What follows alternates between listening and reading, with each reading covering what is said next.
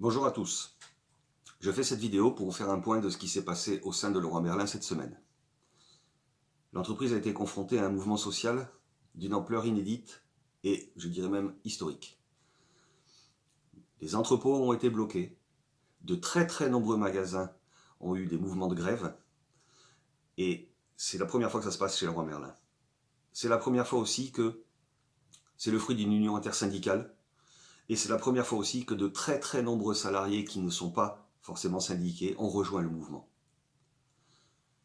On peut citer parmi les magasins, alors je ne vais pas tous les citer parce qu'il y en a énormément, donc je dis mille pardons à ceux que je ne vais pas citer, mais on peut citer comme ça à la foulée, on va dire, Caen, Cesson, Merlimont, Nancy, Nanterre, Toulouse, Valoris, Fréjus, Nice, Bordeaux, Paris, ainsi que les 3 principaux entrepôts, Valence, Dourges et Combes en Île-de-France.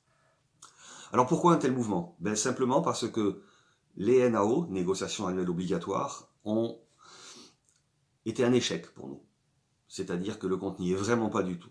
L'entreprise propose une augmentation générale de 2% avec un talon à 40 euros. Or, si on va sur le site de l'INSEE, donc organisme officiel, on peut constater que les prix à la consommation ont augmenté sur les 12 derniers mois de 2,6%.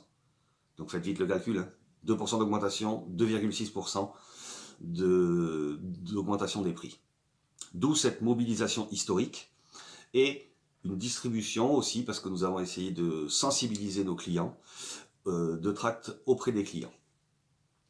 Alors, qu'est-ce que ça veut dire? Est-ce que ça veut dire que la direction de l'entreprise est sourde? Est-ce qu'elle est aveugle? Non. C'est malheureusement pire que ça.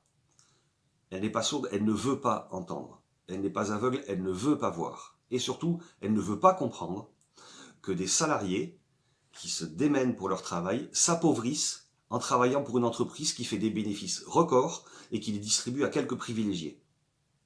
L'entreprise est tout à fait capable de faire une augmentation beaucoup plus importante auprès des salariés. Elle en a les moyens. Seulement, elle a décidé de mettre ses moyens ailleurs et de les donner à d'autres personnes que vous. Ce mouvement, encore une fois, qui est historique, est la résultante de cette attitude vis-à-vis des salariés de l'entreprise. Suite à cette mobilisation, nous avons renouvelé notre demande auprès de Thomas Bourré, notre directeur général, de réouvrir les négociations annuelles pour refaire un petit peu ce qu'on appelle les NAO. Nous espérons fortement que cette réponse sera entendue. Nous espérons fortement que les richesses de l'entreprise soient enfin reconnues et distribuées et que les salariés de l'entreprise soient enfin considérés comme de vrais créateurs de richesses. Ils le sont déjà, mais ils ne sont pas considérés comme ça. Je vous tiendrai au courant de la suite et de la réponse de notre direction générale et je vous souhaite un très beau week-end.